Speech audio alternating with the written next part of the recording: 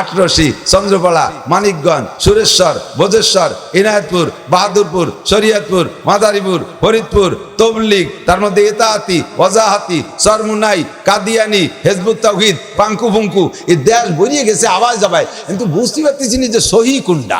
আলিয়া, কওমি, লম্বা টুপি, গোল টুপি, ফাড়া জামা, গোল জামা, এ কোন তালে পড়ছে, আমি কোন দিক যা বুঝে উঠতে পারতেছি না।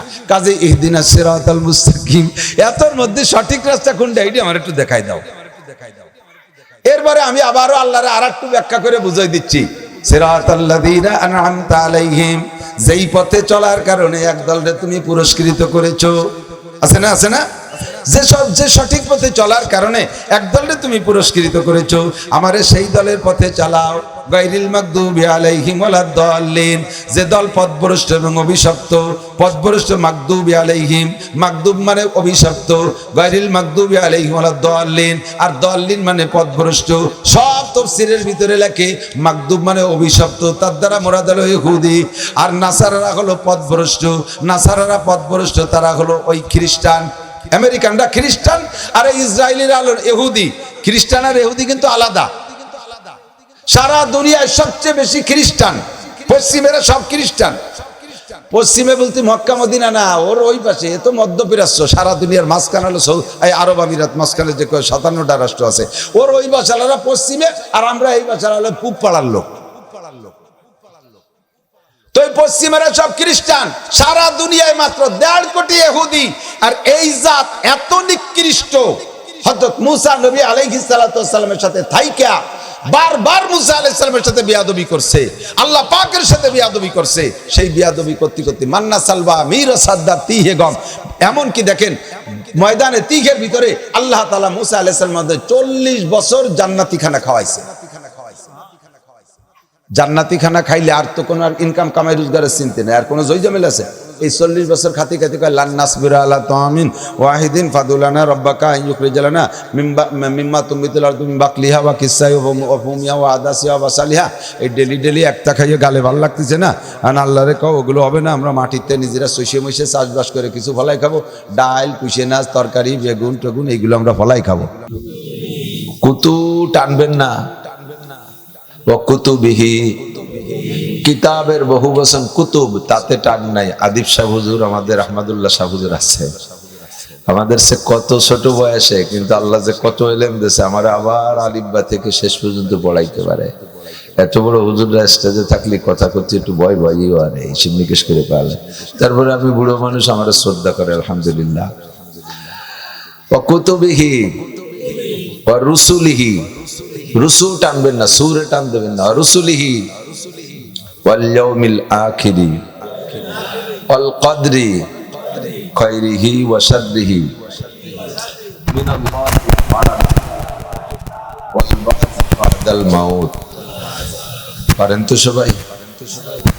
এখন তো পড়াই দিলাম, একজনকে জিজ্ঞেস করবো আপনি মনে মুফাসসালটা কোন দি, কারে ধরব দে, যুবক দেহে একজনকে ধরি, সব যুবক মাথা নিচে হয়ে গেছে।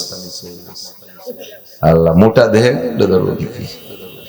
ইন্টারভিউ নিলি এই মানে মুফাসসালের ইন্টারভিউতে এই জায়গা ফেল করবেন, এরকম মানুষ আছে না নাই? আছে না? তা আমানতু বিল্লাহ, আমি বিশ্বাস করি আল্লাহকে। আল্লাহ আছে না নাই? মালাইকাতিহি, ফেরেশতা আছে, কিরামান কাতিবিন আছে, মুনকার নাকির আছে, সব আছে না? জিবরাইল, মিকাইল, ইসরাফিল, আজরাইল, সব ফেরেশতা আছে না নাই? বিশ্বাস করতে হবে। ওয়া রুসুলিহি, আমানতু বিল্লাহি ওয়া মালাইকাতিহি ওয়া কুতুবিহি, সমস্ত আসমানি কিতাব সহিহ। আল্লাহ পাক আসমান থেকে পাঠাইছে, দুনিয়ায় আসার পরে মানুষে যেটাকে নষ্ট করে ফেলাইছে, যে অংশ, সেই অংশ নষ্ট, বাকি যে অংশ আসমান থেকে আসছে সে অংশ সহিহ, নাকি বলেন? তো সব আসমানি কিতাবের পর বিশ্বাস রাখি, কিন্তু আল্লাহ পাকের তরতিব হলো যে ধীরে ধীরে 104 খানা পাঠাইছেন, যখনই পরে শেষের খান আসে তখন আগের খান রহিত হয়ে যায়, তার হুকুম বাতিল হয়ে যায়। বাংলাদেশ সরকারের যখন বিএনপি ক্ষমতায় ছিল তখন অনেক সংবিধান ছিল, যখন আওয়ামী লীগ আসছে তার অনেক সংবিধান পরিবর্তন করছে, কি করে নাই?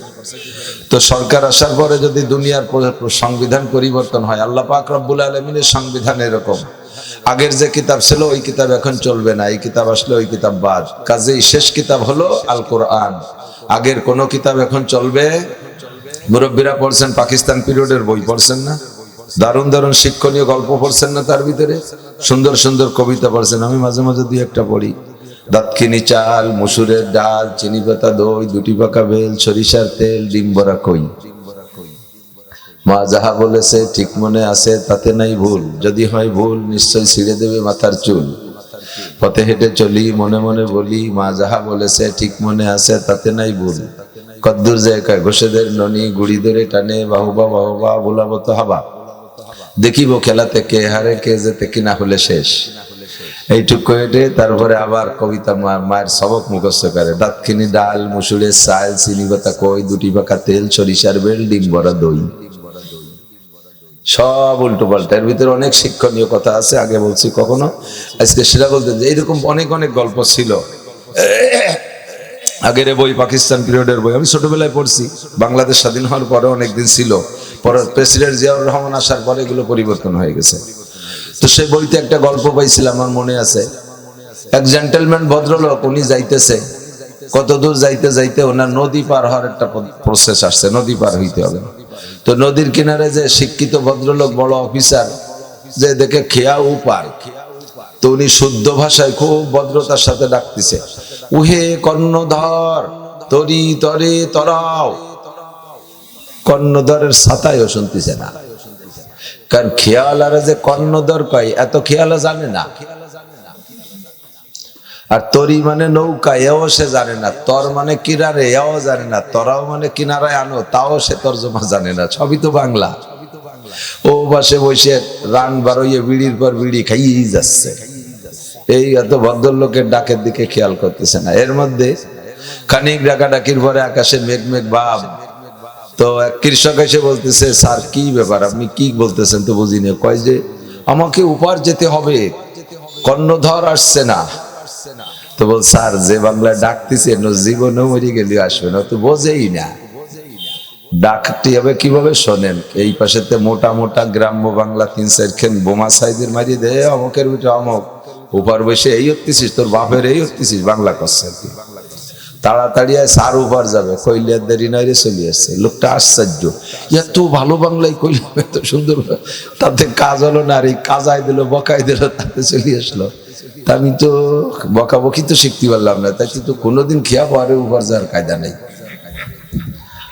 আসার পরে খেয়ায় উঠছে, উঠার পরে খেয়াওয়ালাকে নিয়ে উনি একটু খোঁজ গল্পে লিপ্ত হয়েছে। কদ্দুর যায় বলতেছে, ও হে কর্ণধর, তুমি কি বাংলা লেখাপড়া জানো? কয়, স্যার বাংলা যদি একটু জানতামই তাহলে কি খেয়া বেয়ে খাই নাকি?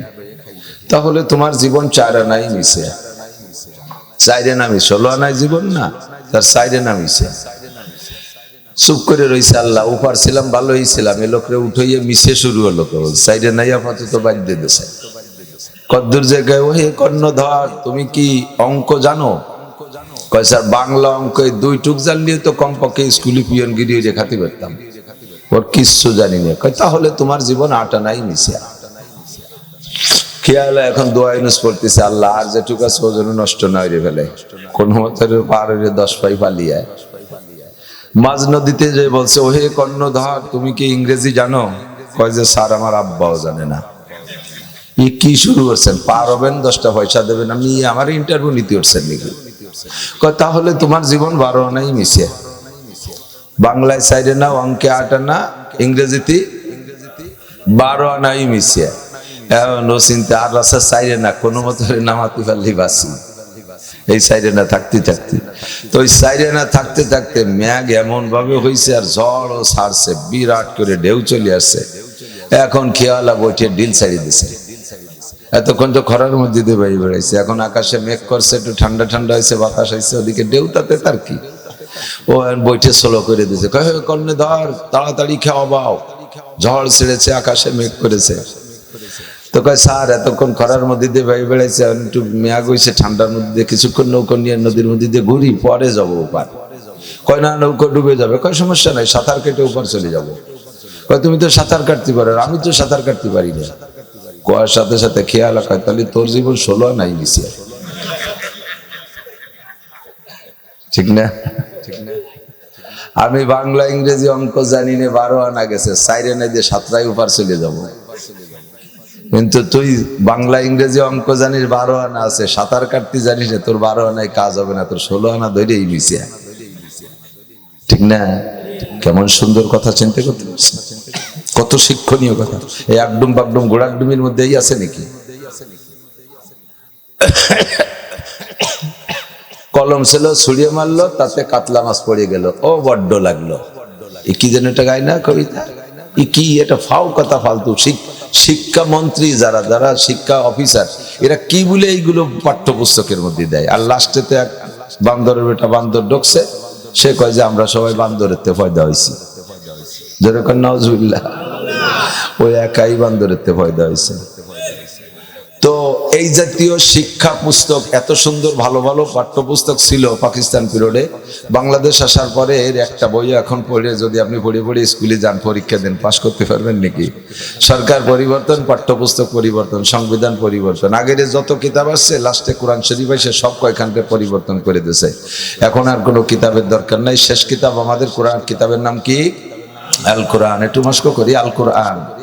আল কোরআন শাহরু রমাদানিল্লাযী উনজিলা ফীহিল কোরআন। এই কোরআনের আসা যাওয়া বড় চমৎকার। আশাটা আসছে রমজান মাসে, সমস্ত মাসের নেতা মাস কোন মাস? রমজান মাস।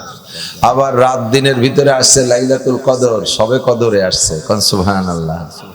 আবার আসছে কার মাধ্যমে? যেই লোকটা লাউলাহুমা খালাকাল আফলাকা খালিকুহা লাউলাহুমা খারাজাল ইনসানু মিন আদামি, যেই লোকটাকে না বানাইলে আল্লাহ তাআলা সৃষ্টির অনেক কিছু বানাইতেন না, সেই লোকটা বিশ্বনবী মুহাম্মদ রাসূলুল্লাহ সাল্লাল্লাহু আলাইহি সাল্লামের মাধ্যমে সেই কিতাবখান পাঠিয়েছেন। কিতাবের সবকিছু অত্যন্ত গুরুত্বপূর্ণ, ঠিক না? তার আশাটা বড় চমৎকার। এবং আসছে কোন জায়গায়? কোরআন শরীফ নাজিল হয়েছে ইন্ডিয়ায় না? এই কোরআন শরীফ নাজিল হয়েছে ইন্ডিয়ায় না, বাংলাদেশে।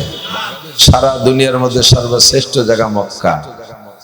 এই জাবালে নূর, এটা মক্কায়, মক্কার পাশেই জবালে নূর, গারে হেরা, এখানে নাজিল হয়েছে। সব মিলিয়ে দামি। তো বাহরাল যা বলতে চাইছি, অকুতুবিহি, সব আসমানি কিতাব মানি, তবে শেষ কিতাব কোরআন, এ কথা ইয়াকিন রাখতে হবে। কথা বলেন।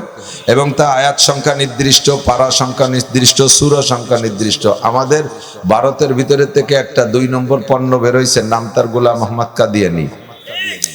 গোলাম আহমদ কাদিয়ানী আনাড়ি কয় কোরআন শরীফ আলো লৌহে মাহফুজে ছিল 40 পারা, তা মোহাম্মদের পর 30 পারা আসছে, আর 10 পারা থাকি গেছিল, সেই 10 পারা আমার কাছে পাঠাইছে আল্লাহ। ওর 10 পারারেও যত কায়দা করে লেখুক, কোরআন শরীফের সাথে মিশাতে পারবে?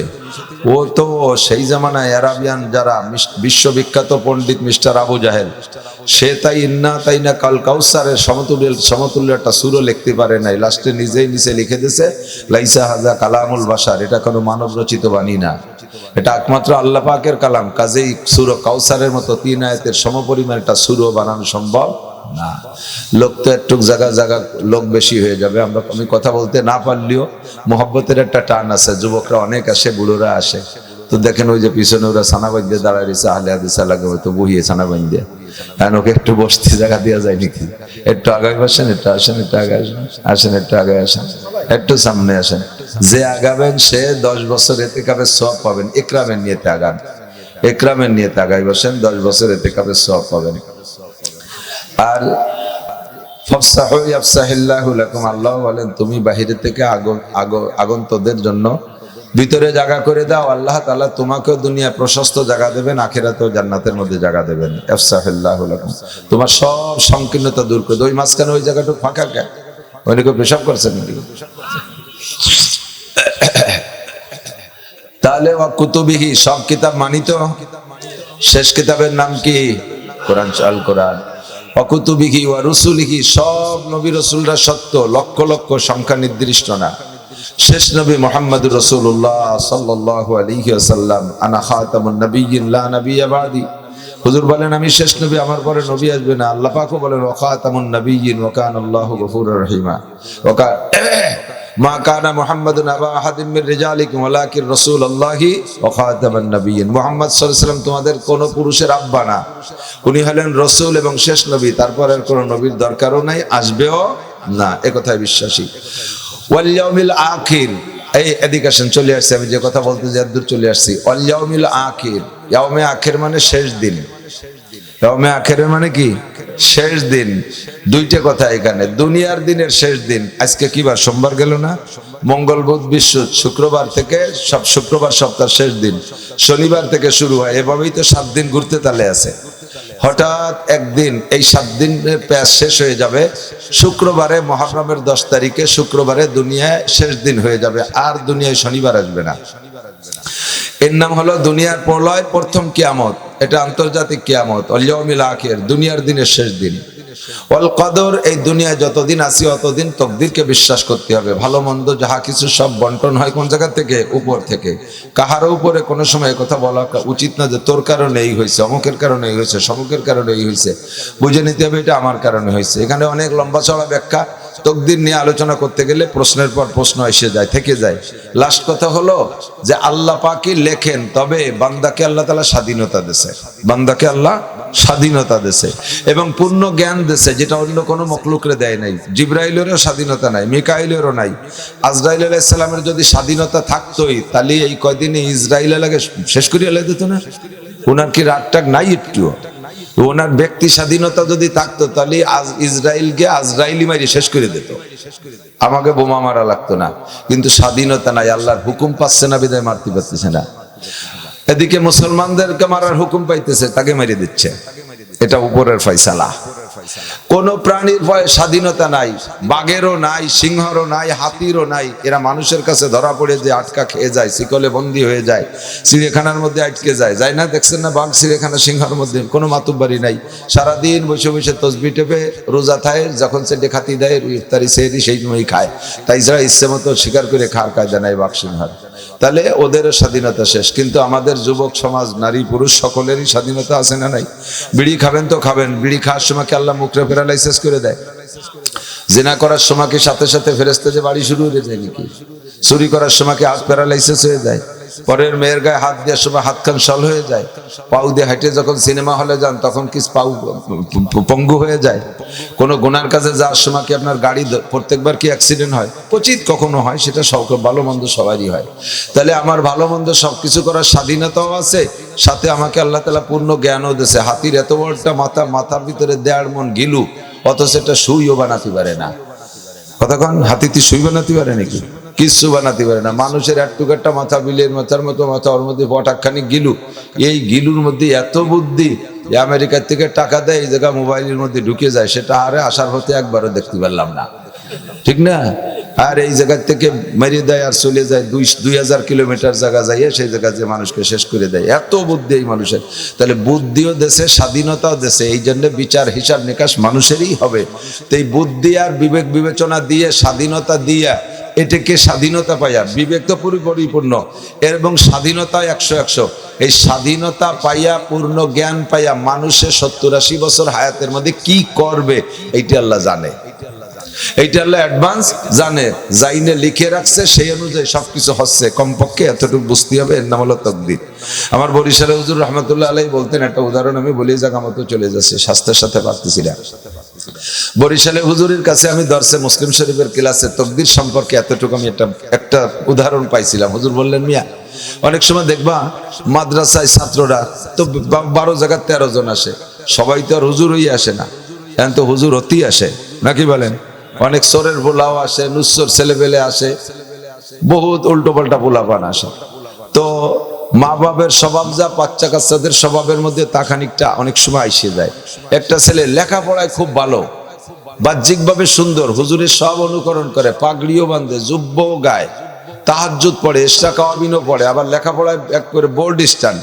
কিন্তু ওর আব্বার একটা দোষ ছিল, সেই দোষটা পাইছে, ফাঁকে ফাঁকে সুযোগ পালি একটু চুরি করার অভ্যাস।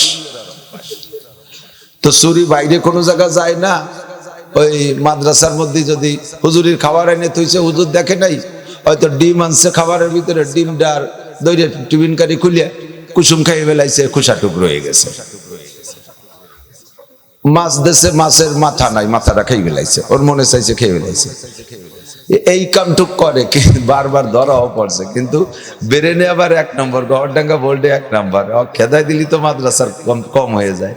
এই জন্য মোটামুটি হুজুর গোপনে গোপনে সারিয়ে রাখে, কেউ রে কইতে দেয় না। একদিন মোহতাম সাহেব নাই, তো ওই দিন মাদ্রাসায় হুজুরের একটু মিষ্টি খাওয়া খাই, আর মোহতাম সাহেব নাই, হুজুর তো পাবে, তো হুজুরি গুলো কি করবে, কয় যে হুজুরের বাসায় পাঠাই দিয়াও। বাসায় মানুষ 5 জন, একটা দেয়, কে রে 5 দুগুনি 10টা দেই, পাঠাবো কারে দিয়ে, কয় হুজুরের খাস খাদেম ওইটা দিয়ে পাঠান। ওর এই সমস্যাটা আর এক হুজুর জানে, সেও ওই ছেলে ভালো বিদায় বলে না, কেউ রে গোপন রাখছে। এখন মজলিসের মধ্যে বলতেও পারে না যে ওরে দিয়ে পাঠানো যাবে না, আবার সবাই সিদ্ধান্ত নেছে, বাধা দিতে পারে না, আবার অন্য ছেলে পেলেও নাইস উপস্থিত, পাঠাইছে, ওরে দিয়ে পাঠাইছে। তো ওরে পাঠাই দেওয়ার পরও মিষ্টি নিয়ে চলে গেছে কদ্দূর, বিল্ডিং এর ওই ধারে চলে গেছে। মজলিসে উস্তাদদেরকে উনি বলতেছে, দেখবেন এই মিষ্টি সম্পূর্ণ বাড়ি পৌঁছবে না, ও কিছু না কিছু মাইক দেবেই। সবাই বলতেছে এমন একটা ভালো ছেলে সম্পর্কে এরকম কুধারণা করা আপনার ঠিক হবে না, যদি না খায় তাহলে তো গুনাহগার হবেন আপনি। কয় সেটা তো হবই, কিন্তু তবে ও খাবেই। আমি ওরে চিনি, সত্যিও বিল্ডিং এর ওই পাশে যে এদিক ওদিক তাকাইয়া এক গালে দুটি মেরি দিছে। মিষ্টি পৌঁছইছে বাড়ি 8টা। পরের দিন মোহতান সবাই এসে বলতেছে যে আমাকে বাড়ি 5 জন, হয় 5টা দেবেন, একটা রেখাবো, নয় 10টা দেবেন, 2টি রেখাবো, মিষ্টি 8টা দিলেন কেন? এখন হুজুররা টিফাটিফি হতেছে, ঘটনা কি হয়েছে? এখন কয় কি যা আল্লাহু আকবার, 2টি মেরি দিছে ওই। এখন বলেন, আমার হয়ে গেছে, উদাহরণ দেওয়া হয়ে গেছে। এখন বলেন, এই হুজুর ওখানে খাতায়ও লিখে দিছে ও মিষ্টি খাবেই খাবে, 2টা মেরে দেবে, 2-1টা মেরে দেবে, কিছু না কিছু মারবে। এই হুজুর যা বললো ওই ছেলেটা তাই করলো। বুঝেন, এই জায়গা বুঝার জায়গা করতেছে। এই হুজুর যা বললো ছেলেটা তাই করলো। এখন কি বলবেন যে হুজুর যদি ওই না কত তাহলে ওই ছেলেটা মিষ্টি খাতো না? এরকম নাকি? বোঝেন নাই? হুজুর বলছে বিদায় কিও খাইছে, ও তো খাবেই খাবে, হুজুর বললেও খাবে, না বললেও খাবে। তো হুজুর ওরে 5 বছর ড্রিল করে ওর স্বভাব সম্পর্কে যতটুকু অভিজ্ঞতা অর্জন করছে, তাতে সেই অভিজ্ঞতার আলোকে বলছে যে ও আড়ালে গেলে মিষ্টি কিছু না কিছু খাবেই খাবে, আর বললো আর তাই হয়েও গেল। কথা বলেন তো। আল্লাহ পাক মানুষের সৃষ্টিকর্তা, ওই ছেলেটার সৃষ্টিকর্তা ওই হুজুর না। 5 বছর তারে পরিচালনা করার ভিতর দিয়ে তার স্বভাব সম্পর্কে যতটুকু অভিজ্ঞতা অর্জন করেছে, সেই অভিজ্ঞতার আলোকে অ্যাডভান্স একটা কথা বললো আর তাই মিলে গেল। আর আল্লাহ মানুষকে বানাইছে, সৃষ্টি করেছে মাল ম্যাটেরিয়াল সবকিছু দিয়ে, কার ভিতরে কি যোগ্যতা আছে এই যোগ্যতা আল্লাহ পাক রব্বুল আলামিনের জানা আছে না নাই? এই যোগ্যতার বদৌলতে আল্লাহ পাক অ্যাডভান্সে জানে এরে 30 বছর হায়াত দিলে এর ভিতরে কয় বোতল মদ খাবে, এরে 70-80 বছর হায়াত দিলে এর ভিতরে কত টাকা সুদে ঘুষে করে খাবে, এরে চেয়ারম্যান বানাইলে ও চেয়ারম্যান হতে পারলি বারা কি করে খাবে, মেম্বার হতে পারলি কি করে খাবে, সব আল্লাহ এইভাবে অ্যাডভান্স জানে। এটা আল্লাহ জানে, আল্লাহ লিখে রাখছে, এই অনুযায়ী লিখে রাখছে। এই লেখা লেখছেন বিদায় যে আমরা আপনারা এই আকাম করি তা না, আমরা আপনারা করবো, এটা আল্লাহ অ্যাডভান্স জানে তাই লিখে রাখছে। এর নাম হলো আল কদর। এর নাম কি? আল্লাহু আকবার। আর ভাঙাবো না, সময় নেই, আমার কষ্ট হচ্ছে। ওয়াল কদরি খায়রিহি ওয়া শাররিহি মিনাল্লাহি তাআলা। ভালো মন্দর ফয়সালা কোন জায়গা থেকে? পূর্ণ বিশ্বাস রাখতে হবে আল্লাহর উপরে, ফয়সালা আল্লাহ থেকে আসে। ওয়াল বাসি বাদাল মাউত। আর পরকাল আখিরাত যেটা হবে, দ্বিতীয় সিংহায় ফুকের পরে আবার উঠতে হবে, সেইটা হলো 7 নম্বর। ওয়াল বাসি বাদাল মাউত। মরার পরে আবার আপনাকে উঠানো হবে। হবে কি হবে না? মরার পরে আল্লাহ পাক বাঁচাইতে পারবে? পারবে? পারবে? আল্লাহ বাঁচাইতে পারবে না? মরার পরে বাঁচাইতে পারবে না? আল্লাহ পারবে। প্রত্যেক দিনের কাছে আপনি জিজ্ঞেস করতে পারেন। আমরা প্রত্যেক দিন 1-2 বার মরি, কিন্তু প্রত্যেক দিন 1-2 বার মরি। যাদের সময় আছে তারা দিনেও মরে, রাত্রিও মরে, আর যাদের সময় কম তারা খালি রাত্রি মরে। আবার অনেকে আছে দিন রাত সব সময়, কোনো সময় মরে না, দিন রাত 24 ঘন্টা দুনিয়া দিন ধান্দাবাজি করে। তো মরণ হলো ঘুম। ঘুমের সময় দোয়া পড়েন কি? আল্লাহুম্মা বিসমিকা মুতু ওয়া আহইয়া। আল্লাহ তোমার নামে মরিতেছি, তোমার নামে আমি জীবিত হব, নাকি বলেন? বিসমিকা আমুতু, তোমার নামে মরিতেছি। ঘুমটা মরণ সাদৃশ্য। মানুষ মরে গেলে যেমন দুনিয়ার কোনো খবর থাকে না, ঘুমোয় গেলেও এরকম দুনিয়ার কোনো খবর থাকে। অনেকের ঘুম খুব কঠিন ঘুম, একেবারে পানির মধ্যে ফেলাই দিলেও সজাগ হয় না। আমার মৌলানা আলী হোসেন শাহ হুজুর বলছিলেন, সত্যমতা উনি জানে, ওনারই ঘটনা। উনি বলেন যে সেই সময় হুজুর তো এলাকায় বক্তাদের মধ্যে প্রথম মোটরসাইকেল পার্টি চালাইতো এরকম সিংহের মতো। তো ঢাকার থেকে টাঙ্গাইল যাইতেছে মোটরসাইকেলে, পিছনে ওনার খাদেম বসা, রাতভর পুরো গমত হয় নেই, সকালে ফজর পড়েই টান দিছে ওই জায়গায় যাইয়ে ঘুমাবে।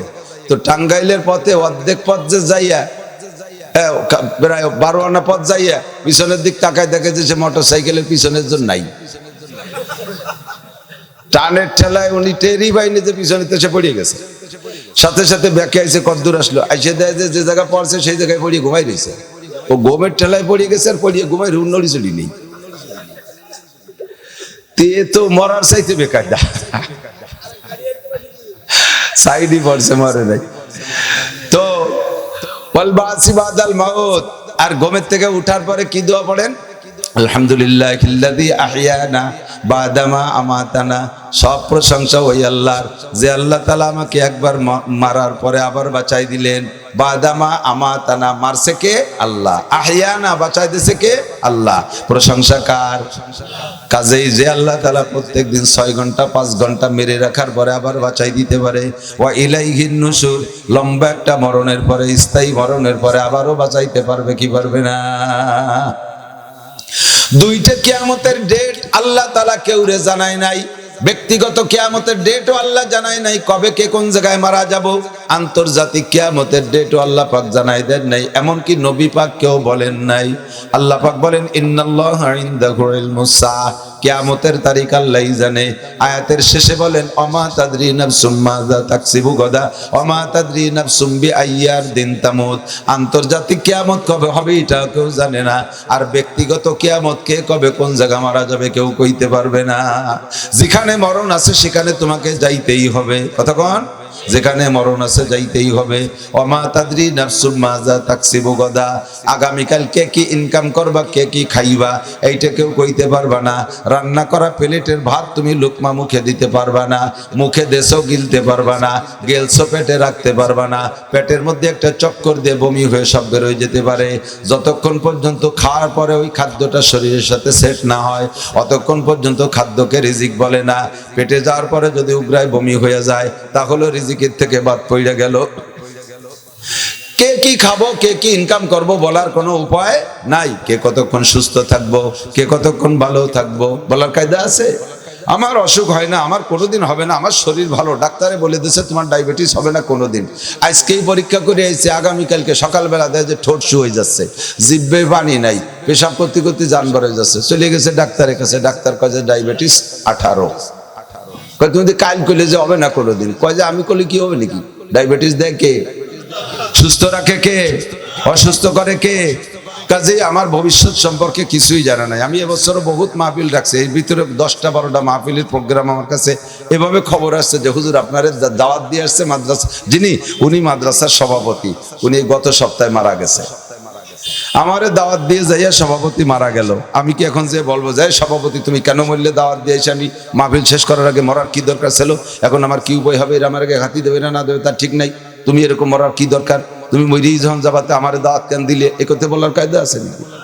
আমরা বক্তারা আপনাদের কাছে দাওয়াত রাখি, প্রত্যেকের প্ল্যান থাকে যে আসবো, খুব ইচ্ছা থাকে, আসলে তো কমপক্ষে কিছু না 10 জন 20 জন মানুষও যদি আমার কথায় দুটো কথা বোঝে, তবু এটাও আমার লাভ।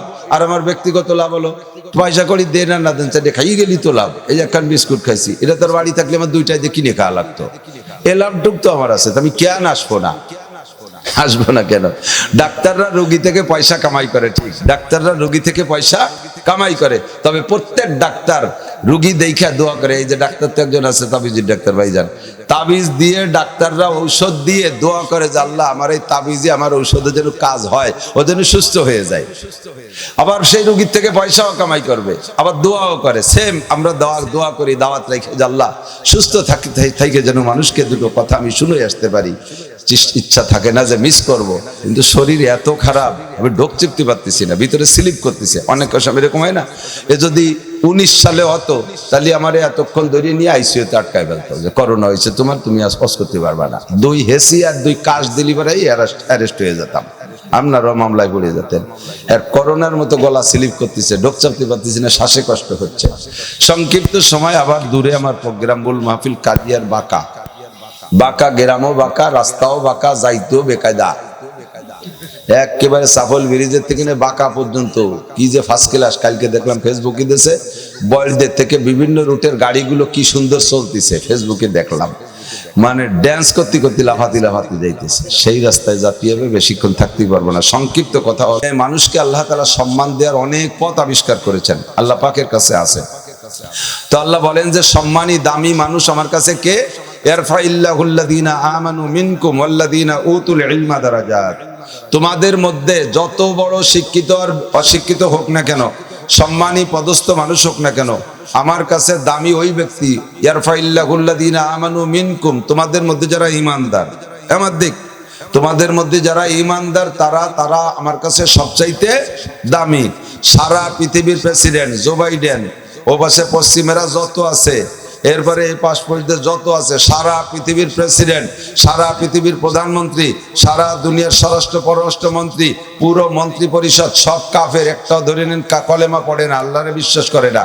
অথচ দুনিয়ার পদে শীর্ষে এই সমস্ত শীর্ষস্থানীয় নেতা নেত্রীদেরকে এক পাল্লায় উঠাই দিয়ে আমাদের এই গ্রামের চরকুশলির সবচাইতে সামাজিকভাবে নিচু মানের একটা মানুষ, যারে গ্রামের যদি 100 লোকে দাওয়াত পায়, সে জায়গাও যে লোকটা বাদ পড়ে যায়, যে গ্রামের কেউরে বাদ দিবি না, সবাইরে দাওয়াত দিবি, সে জায়গায় একটা লোক বাদ পড়ে যায়। এত নিচু মানের লোকটা শুধু পড়েছে লা ইলাহা ইল্লাল্লাহ মুহাম্মাদুর রাসূলুল্লাহ, অন্তরে বিশ্বাস করে কলেমা পড়ছে। এই লোকটারে আর এক পাল্লায় উঠাই দেবেন। সারা দুনিয়ার রাজা বাদশা বেঈমানদের পাল্লার চাইতে এই দুর্বল কলেমা পড়া মানুষটার পাল্লার ওজন একটু কর না, ওজন বিশ্বাস হয় না? আমরা একটু দামি হয়ে যাই, লা ইলাহা ইল্লাল্লাহ মুহাম্মাদুর রাসূলুল্লাহ, বিশ্বাস আছে? আল্লাহ ছাড়া কেন নবী, আল্লাহ ছাড়া কোনো মাবুদ, জেহেন ইন্তেশার হয়ে গেছে, আল্লাহ ছাড়া কোনো মাবুদ নাই, আর মুহাম্মাদুর রাসূলুল্লাহ আমাদের নবী, একথা বিশ্বাস করেন না? বাস আপনার দাম সারা দুনিয়ার রাজা বাদশা ওই যে যেখানে আছে সবগুলোর চাইতে আপনাদের আমাদের দাম বেশি। ইয়ারফাইল্লাহুল্লাযীনা আমানু মিনকুম, তোমাদের মধ্যে যারা ঈমানদার তারা বড় দামি। আর কারা? এই ঈমানের সাথে এরপরে আল্লাহ তাআলা আরেকটা কথা বলছেন, ওয়াল্লাযীনা উতুল ইলমা দারাজাত। এবার ঈমানের সাথে যাদেরকে আল্লাহ তাআলা ইলম দান করেছেন, ঈমানের সাথে কথা বলেন, ঈমানের সাথে ইলম দান করেছেন, তাদের মর্যাদা দারাজাত। হুজুর জানে জামা মুয়ান্নাস সালেম, তার মানে সবচাইতে দামি, সর্বোচ্চ সম্মানী যাকে আল্লাহ তাআলা ইলম দান করেছেন, যাকে আল্লাহ তাআলা ইলম দান করেছেন। আল্লাহ নিজেই জিজ্ঞেস করতেছেন, কুল, নবী উম্মতের কাছে জিজ্ঞেস করো তো ওরা কি জবাব দেয়? হাল ইয়াস্তাবিল্লাযীনা ইয়ালামুনা ওয়াল্লাযীনা লা ইয়ালামুন, শিক্ষিত লোক আর অশিক্ষিত লোক কোনোদিন সমান হতে পারে? একটু কথা বলেন, পারে? দুনিয়ার দিক দিয়েও দেখি যারা শিক্ষিত তাদের মর্যাদা কত বেশি, দুনিয়ায় শিক্ষায় যারা শিক্ষিত না মূর্খ তাদের মর্যাদা কত নিচে। একটা লোক লেখাপড়া জানে, এই যুবক আমার দিক তাকা, মাত্র 6, 7, 5, 8 পড়িয়া এক মোটরসাইকেল একখান নিয়ে রোডে ইনকাম করতে নেমে যাও, বাপরে চাপ দিয়ে এটা অটো একখান কিনে, নসিমের একখান কিনে কামাই করতে নেমে যাও, লেখাপড়া মোটে কের করতে মনে চায় না, লেখাপড়া মোটে করতেই মনে চায় না।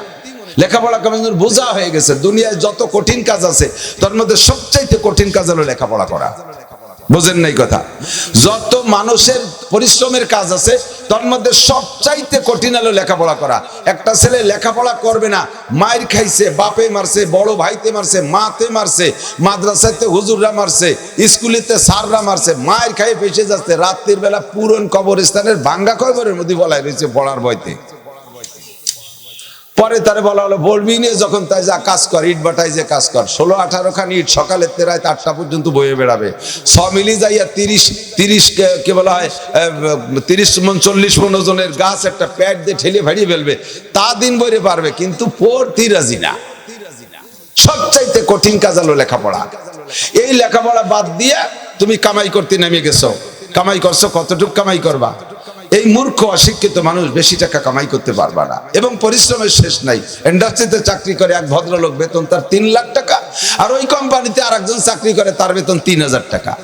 3 লাখ টাকা যে কামাই করে সে লোকের শারীরিক কোনো পরিশ্রম নাই, হাজিরে খাতায় ও জায়গা পাঁচ করে, এখন তো কম্পিউটার আছে, পাঁচ করে বসে থাকে, একেবারে এসি আর কন্ডিশন রুম, সব খাবার দাবার সুন্দর করে, খেদমতের অভাব নাই।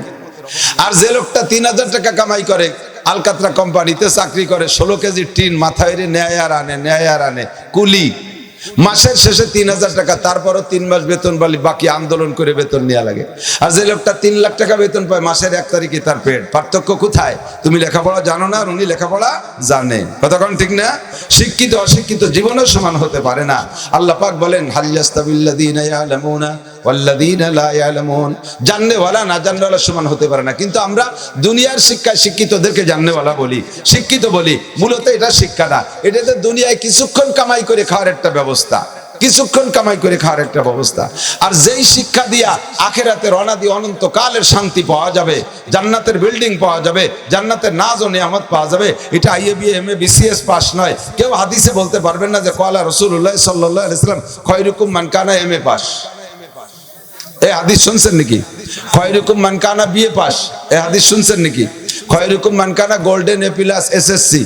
তোমাদের মধ্যে সবচেয়ে ভালো যারা বিএ পাস করে, সবচেয়ে ভালো যারা গোল্ডেন এ প্লাস পায় ম্যাট্রিকে, এরকম কোনো হাদিস নাই। খায়রুকুম মান তাআল্লামাল কুরআন ওয়া আল্লামা। আমার যুবকরা আমার দিক তাকাও, খায়রুকুম, তবে তুমি এই সবচেয়ে ভালো হওয়ার জন্য, সবচেয়ে ভালো কে? যে কোরআন শিক্ষা করে আর যে কোরআন শিক্ষা দেয়, উভয়ই ভালো। তার জন্য তোমার মাদ্রাসায় পড়ে আলেম হতে হবে এটা শর্ত না। তুমি স্কুল কলেজে পড়ো, কোরআন পড়ো, বাস দামি হয়ে যাবা। কৃষক তুমি কোরআন পড়ো, তাহলে তুমি দামি হবা। পুরুষ তুমি কোরআন পড়ো, দামি পুরুষ হবা। নারী তুমি কোরআন পড়ো, দামি নারী হবা।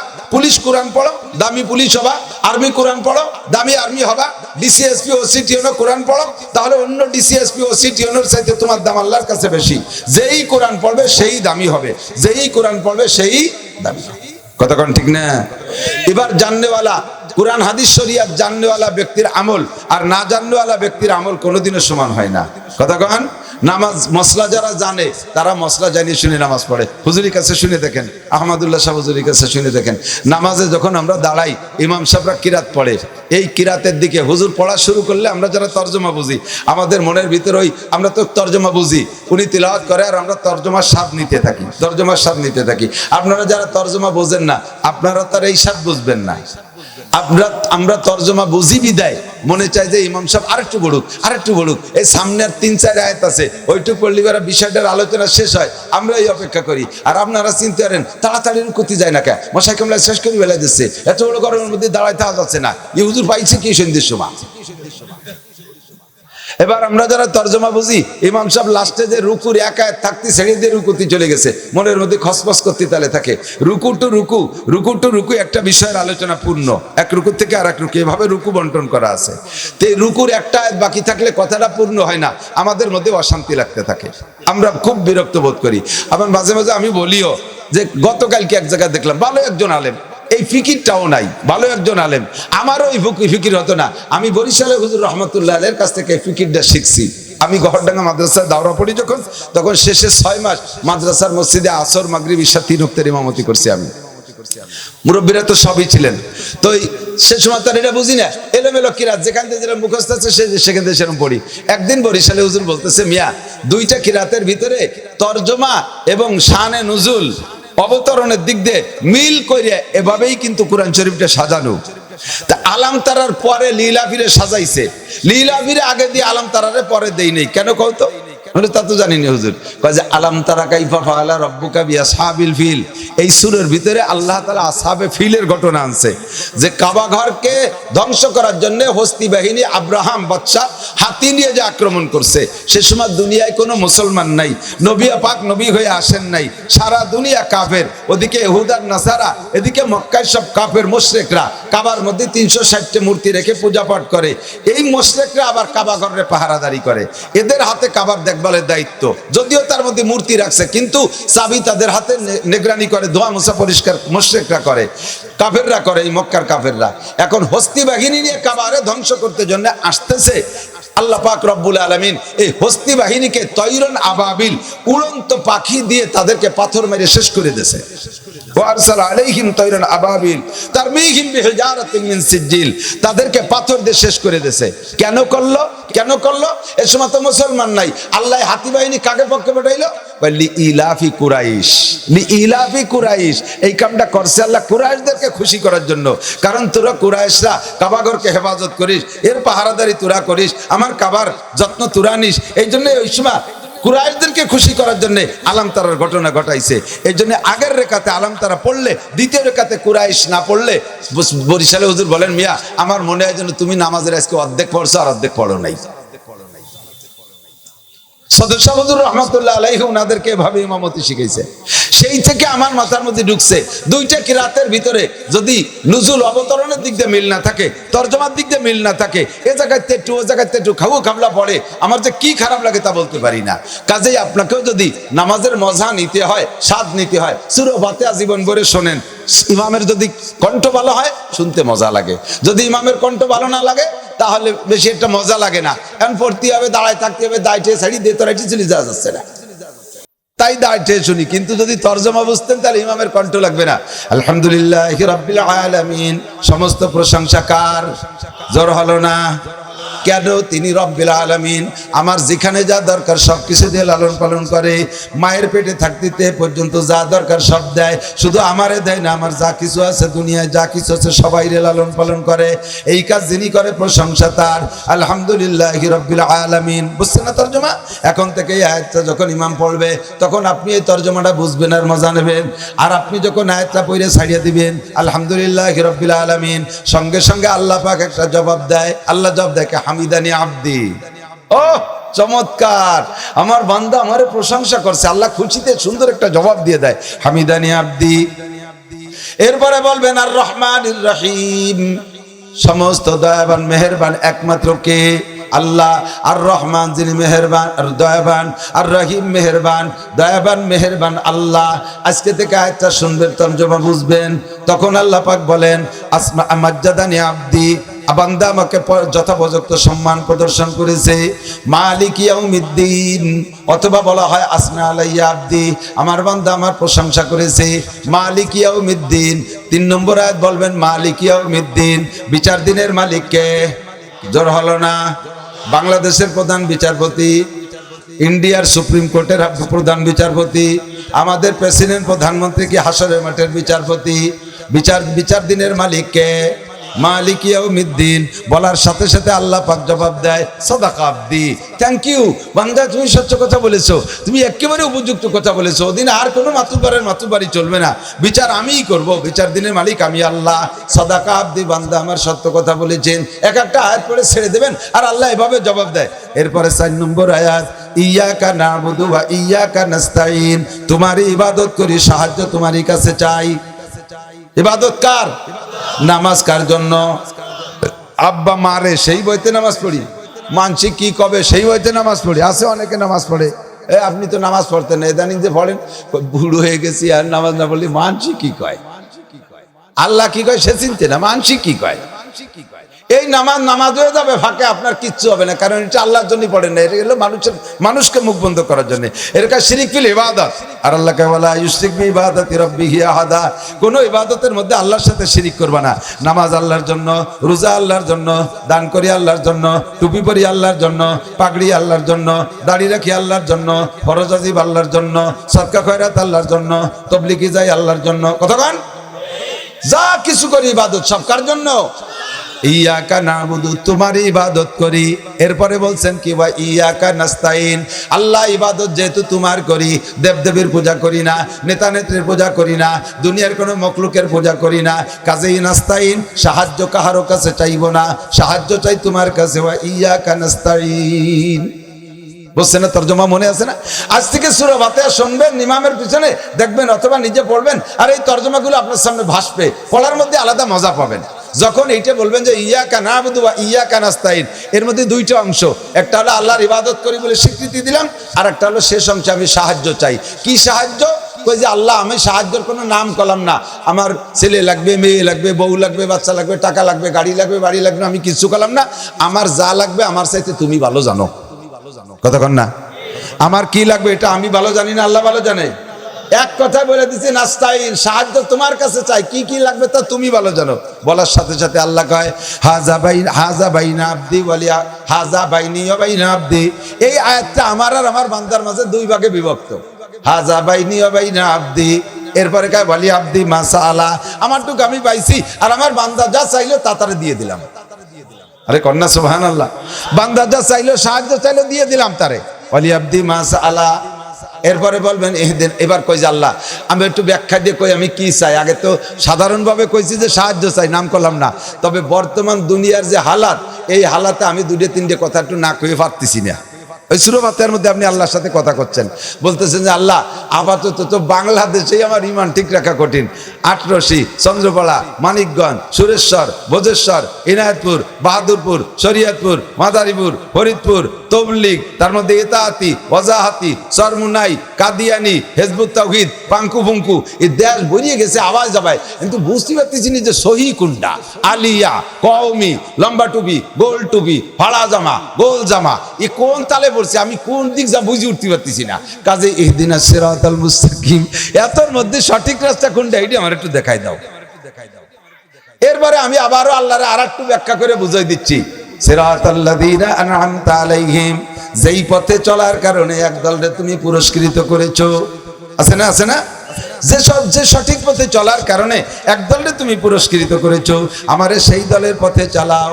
গায়রিল মাগদুবি আলাইহিম ওয়ালাদ-দাল্লিন, যে দল পথভ্রষ্ট এবং অভিশপ্ত, পথভ্রষ্ট, মাগদুবি আলাইহিম, মাগদুব মানে অভিশপ্ত, গায়রিল মাগদুবি আলাইহিম ওয়ালাদ-দাল্লিন, আর দাল্লিন মানে পথভ্রষ্ট। সব তাফসীরের ভিতরে লেখে মাগদুব মানে অভিশপ্ত, তার দ্বারা মুরাদ হলো ইহুদি, আর নাসারারা হলো পথভ্রষ্ট। নাসারারা পথভ্রষ্ট, তারা হলো ওই খ্রিস্টান। আমেরিকানরা খ্রিস্টান আর ইসরায়েলিরা হলো ইহুদি। খ্রিস্টান আর ইহুদি কিন্তু আলাদা। সারা দুনিয়ায় সবচেয়ে বেশি খ্রিস্টান, পশ্চিমেরা সব খ্রিস্টান। পশ্চিমে বলতে মক্কা মদিনা না, ওর ওই পাশে, এ তো মধ্যপ্রাচ্য, সারা দুনিয়ার মাঝখানে হলো আরব আমিরাত, মাঝখানে যে 57টা রাষ্ট্র আছে, ওর ওই বাসালারা পশ্চিমে, আর আমরা এই বাসালা হলো পূব পাড়ার লোক। তো পশ্চিমেরা সব খ্রিস্টান, সারা দুনিয়ায় মাত্র 1.5 কোটি ইহুদি।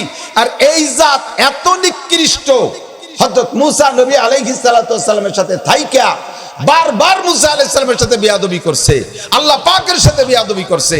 সেই বিয়াদবি করতে করতে মান্না সালবা মীর সাদ্দার তিহে গম, এমন কি দেখেন ময়দানে তিহের ভিতরে আল্লাহ তাআলা মুসা আলাইহিস সালামের 40 বছর জান্নাতি খানা খাওয়াইছে। জান্নাতি খানা খাইলে আর তো কোনো ইনকাম কামাই রোজগারের চিন্তা নেই, আর কোনো জয়জামেল আছে? এই 40 বছর খাতে খাতে কয় লান নাসবিরা আলা তামিন ওয়াহিদিন ফাদুলানা রব্বাকা ইউখরিজালানা মিম্মা তুমিতুল আরদু মিন বাকলিহা ওয়া কিসাই ওয়া ফুমিয়া ওয়া আদাসিয়া ওয়া সালিহা। এই ডেলি একটা খাইয়ে গালে ভালো লাগতেছে না, আর আল্লাহরে কও ওগুলো হবে না, আমরা মাটিতে নিজেরা শস্যে মইসে চাষবাস করে কিছু ফলাই খাবো, ডাল, কুশে নাচ, তরকারি, বেগুন টেগুন, এইগুলো আমরা ফলাই খাবো। জান্নাতি খানা খাতি তাদের ভালো লাগে রে, দুনিয়ায় ডাল ডুল ফলাই খাবে তারা। এত বড় বদমায়ের জাত, সেই জাতি মাঝখানে হিটলার আইসে 60 কোটি মেরে ফেলেছে। 60 লাখ মারছিল হিটলার। সেই সময় মুসলমানরা আবার হিটলারের একটু ধিক্কা দেয়, হ্যাঁ তুমি ওদিকে মারতে যে এইভাবে মারে নাকি। তো হিটলার কাছে মারিয়ে চাইছে যে কয়টা থুয়ে গেলাম তোকে বাড়ির মধ্যে থুয়ে গেলাম, বুঝবি খেলা কারে কয়। এ জাত যে কি জাতির জাত, আমি মারছি কেন এটা তোরা বুঝবি, এই কটা থাকলো পরে বুঝবি। দেখেন সত্যি বোঝা যাচ্ছে কি যাচ্ছে না, ওর মধ্যে থাইকে সারা দুনিয়াটাকে জ্বালাই খাচ্ছে ইহুদির জাত। এরা হলো মাগদুবি আলাইহিম। আর ওই নাসারারা, আমেরিকানরা, ওরা হলো দাল্লিন, পথভ্রষ্ট। ওরা পথভ্রষ্ট, এর একটাও সঠিক পথের না, একটাও সঠিক পথের না। আর বাকি আমাদের আশপাশে দাদাবাবু যারা আছে, এরা হলেন মুশরিক। এরা মুশরিক, আল্লাহর সাথে শিরিক করে। এ খাবার দেয়, ও আমারে টাকা দেয়, ও পয়সা দেয়, ওরে পুজো হল্লি বিদ্যা আসে, ওরে পুজো হল্লি বারা সুখ শান্তি আসে, ইত্যাদি ইত্যাদি যারা করতেছে এরা হলেন মুশরিক। সব মিলাইয়া আল কুফরু মিল্লাতুন ওয়াহিদা। সারা দুনিয়ার যত জাতি আছে এখন টোটাল মানুষ 2 ভাগে বিভক্ত হয়েছে, মোমেন আর কাফের। মোমেন আর কাফের। ইহুদি বলে যে আলাদা একটা ধর্ম, তারা আল্লাহরে বিশ্বাস করে ইবাদত বন্দেগী করে আল্লাহকে সন্তুষ্ট করে, এরকম কেউ না। সব মিলে একদল হয়ে গেছে কাফের। আল কুফরু মিল্লাতুন ওয়াহিদা। মুসলমানকে ধ্বংস করতেছে ফিলিস্তিনে যাইয়া। আমরা এখান থেকে কিছু করতে পারি না, আমরা একটু দোয়া করতে পারবো না? ইনশাআল্লাহ আমরা একটু দোয়া করতে পারবো না? এখন আমাদের দিনকে বাঁচায় রাখার জন্য, আমাদের ধর্মকে টিকে রাখার জন্য আমাদের নিজেদেরই চেষ্টা করতে হবে, নিজেদেরই চেষ্টা করতে হবে। সরকার আমাদের টাকা দেয় না, বাংলাদেশ সরকার আমাদের কওমি মাদ্রাসায় টাকা দেয় না, বিশ্বের কেউ দেবে না। আমাদের ধর্ম আমাদের রাখতে হবে। যতদিন পর্যন্ত দুনিয়ায় দিন থাকবে, আল্লাহর দিন থাকবে, লা তাকুমুস সাআ হাত্তা ইয়াকালা ফিল আরদি আল্লাহ আল্লাহ। নবী পাক বলেন, যতদিন জমিনের ভিতরে একজন মানুষ আল্লাহ বলনেওয়ালা থাকবে, একজন মানুষ আল্লাহ বলনেওয়ালা থাকবে, অতদিন পর্যন্ত জমিনে কিয়ামত হবে না। লা তাকুমুস সাআতু হাত্তা ইয়াকালা ফিল আরদি আল্লাহ আল্লাহ। আল্লাহ আল্লাহ বলনেওয়ালা যতদিন থাকবে অতদিন এ দুনিয়া ধ্বংস হবে না। এবার আল্লাহ বলনেওয়ালা থাকবে কতদিন? যতদিন আল্লাহ বলানেওয়ালা থাকবে। কথা বোঝেন? যতদিন আল্লাহ বলানেওয়ালা থাকবে। আল্লাহ বলানেওয়ালা কোন জায়গা? কেজি স্কুলি? কথা কয় না? প্রাইমারিতে আল্লাহ বলার প্রশিক্ষণ আছে? আমরা ছোটবেলায় প্রাইমারিতে ধর্ম বইতে যত যা পড়ছি, আমি আমানার রসুল, আয়াতুল কুরসি, সূরা আত-তিন পর্যন্ত, আত্মায়াতুদ দোয়া কুনুত সব আমি 4-5 2 ক্লাসের বই থেকে আমি মুখস্থ করছি। সে সময় আমাদেরকে আরবি অক্ষর শিক্ষা দেওয়া হতো, ওর ভিতরে প্রশ্ন আসতো আরবিতে আরবি হরফ কয়টি এটা তুমি লেখো, এরপরে নুক্তাওয়ালা হরফ কয়টা, বেনুক্তাওয়ালা হরফ কয়টা, এগুলো প্রশ্ন আসতো। মনে আছে নাকি মুরব্বীরা যারা স্কুল পড়ছেন? আমরা প্রাইমারি থেকে ধর্ম শিখছি, এখন কোনো জায়গা ধর্ম নাই, আর সব চলে গেছে অধর্মের ভিতরে। আল্লাহ বলানো শিখায় না জেনারেল প্রতিষ্ঠানে, বরঞ্চ আল্লাহ ভুলানো শিখায়। আল্লাহ বলা শিখায় না, আল্লাহ ভুলা শিখায়। কাজেই যতদিন পর্যন্ত দুনিয়ায় আল্লাহ বলনেওয়ালা থাকবে, অতদিন যদি দুনিয়া থাকে, আর আমরা যদি দুনিয়ায় থাকতে চাই, তাহলে আল্লাহ বলনেওয়ালা বলানেওয়ালাকে আমাদেরকে বাড়াইতে হবে। আর এর প্রশিক্ষণ পদ্ধতি আর কোথাও নাই, একমাত্র মাদ্রাসা ছাড়া, উলামায়ে কেরামের হাতে ছাড়া। মাদ্রাসা থেকে আলেম পয়দা হবে, তাহলে আমি মৌলানা নাসির মাদ্রাসার প্রোডাক্ট, আমি মাদ্রাসা থেকে আসবো, মৌলানা আহমদুল্লাহ মাদ্রাসায় পড়ছে, সে আপনাদেরকে দিন শিখায়। সেদিনকে কিছুদিন আগে বর্ষার ভিতরেই ওনার ওই যে মাদ্রাসায় রাস্তার পাশে, ওখানে আমরা এই মানুষের জন্ম মৃত্যু সংক্রান্ত, কাফন দাফন সংক্রান্ত অনেক জরুরি আলোচনা হয়েছে না? এটা কোনো স্কুল কলেজের মাস্টাররা এই পদ্ধতি আমাদেরকে শিখিয়েছে? কোনোদিনও শিখাই নাই। এই ছোট্ট বাচ্চারা দেখেন জানাজা পড়লো, এর ভিতরে বহুত মানুষ আছেন জানাজার দোয়া জানেন না, আছে না নাই? জানাজা ভর্তি যে অজু লাগে এও জানে না, কারণ রুকু সিজদা নাই, তার জানাজা অজু বানায় কি হবে?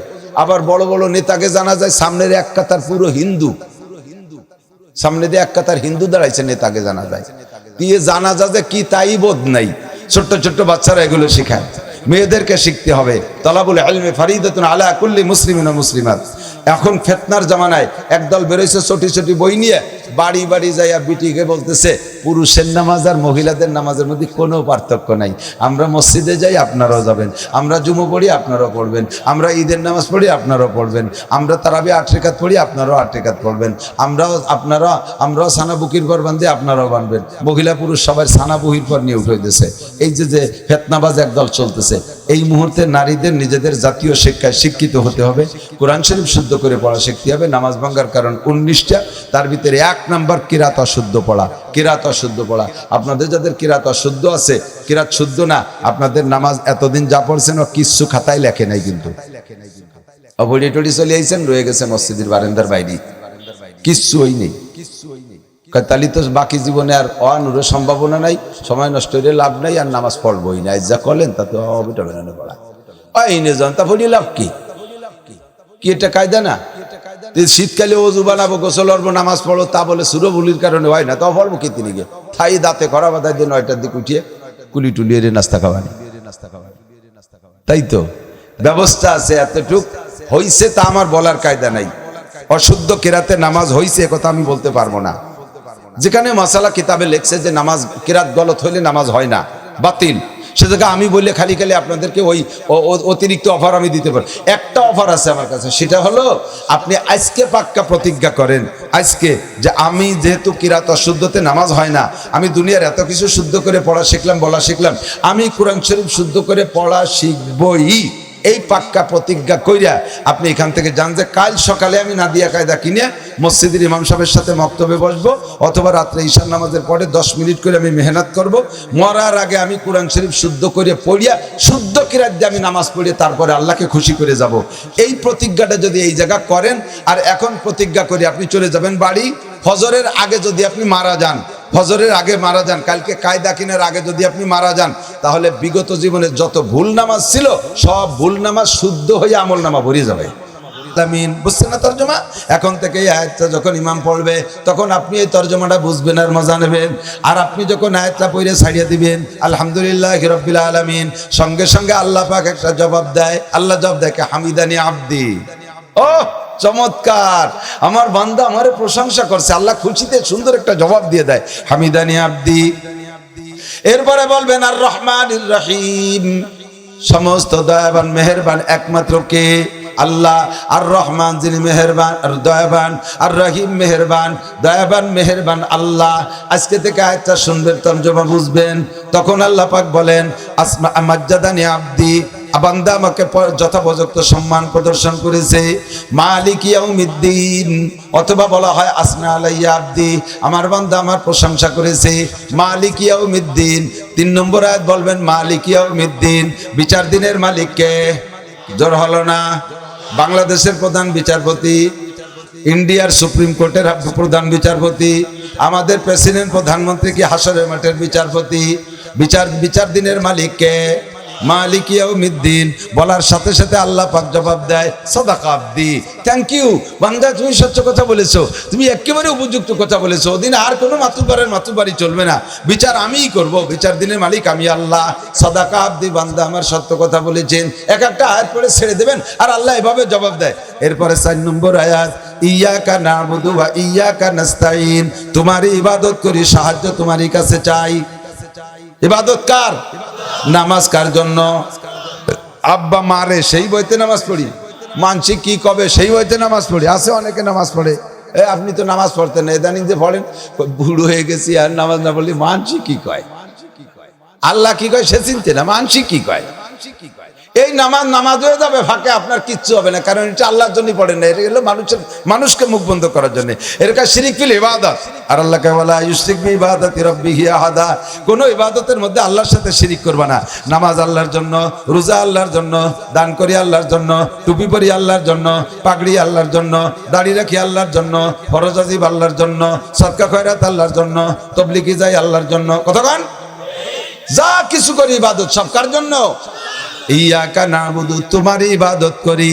এরপরে বলছেন কি, ওয়া ইয়াকা নাস্তাইন, আল্লাহ ইবাদত যেহেতু তোমার করি, দেবদেবীর পূজা করি না, নেতা নেত্রীর পূজা করি না, দুনিয়ার কোনো মখলুকের পূজা করি না, কাজেই নাস্তাইন, সাহায্য কাহারো কাছে চাইব না, সাহায্য চাই তোমার কাছে। ওয়া ইয়াকা নাস্তাইন, বুঝছেন না? তর্জমা মনে আছে না? আজ থেকে সূরা ফাতিহা শুনবেন ইমামের পিছনে, দেখবেন অথবা নিজে পড়বেন, আর এই তর্জমাগুলো আপনার সামনে ভাসবে, পড়ার মধ্যে আলাদা মজা পাবেন। যখন এইটা বলবেন যে ইয়াকা নাবুদু ওয়া ইয়াকা নাস্তাইন, এর মধ্যে দুইটা অংশ, একটা হলো আল্লাহর ইবাদত করি বলে স্বীকৃতি দিলাম, আর একটা হলো শেষ অংশে আমি সাহায্য চাই। কি সাহায্য? কই যে আল্লাহ আমি সাহায্যের কোনো নাম করলাম না, আমার ছেলে লাগবে, মেয়ে লাগবে, বউ লাগবে, বাচ্চা লাগবে, টাকা লাগবে, গাড়ি লাগবে, বাড়ি লাগবে, আমি কিছু করলাম না, আমার যা লাগবে আমার চাইতে তুমি ভালো জানো। কতক্ষণ না? আমার কি লাগবে এটা আমি ভালো জানি না, আল্লাহ ভালো জানে। এক কথায় বলে দিচ্ছি নাস্তাইন, সাহায্য তোমার কাছে চাই, কি কি লাগবে তা তুমি ভালো জানো। বলার সাথে সাথে আল্লাহ কয় হাজা বাইনা আব্দি ওয়ালিয়া হাজা বাইনি ওয়া বাইনা আব্দি। এই আয়াতটা আমার আর আমার বান্দার মাঝে দুই ভাগে বিভক্ত, হাজা বাইনি ওয়া বাইনা আব্দি। এরপরে কয় ওয়ালি আব্দি মাসাআলা, আমারটুকু আমি পাইছি আর আমার বান্দা যা চাইলো তা তারে দিয়ে দিলাম। আরে কন্যা সুবহানাল্লাহ, বান্দা যা চাইলো, সাহায্য চাইলো, দিয়ে দিলাম তারে। ওয়ালি আব্দি মাসাআলা। এরপরে বলবেন এহদিন, এবার কই যে আল্লাহ আমি একটু ব্যাখ্যা দিয়ে কই আমি কি চাই। আগে তো সাধারণভাবে কইছি যে সাহায্য চাই, নাম করলাম না। তবে বর্তমান দুনিয়ার যে হালাত, এই হালাতে আমি 2-3টে কথা একটু না কয়ে পারতেছি না। ওই সূরা ফাতিহার মধ্যে আপনি আল্লাহর সাথে কথা করছেন, বলতেছেন যে আল্লাহ আপাতত তো বাংলাদেশেই আমার ইমান ঠিক রাখা কঠিন।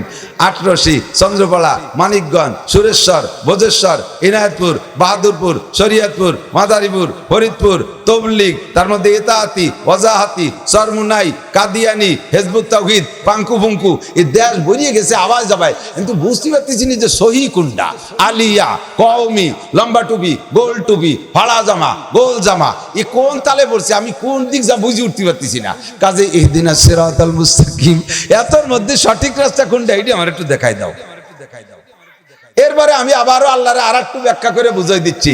সিরাতাল্লাযীনা আন'আমতা আলাইহিম, যেই পথে চলার কারণে একদলকে তুমি পুরস্কৃত করেছো।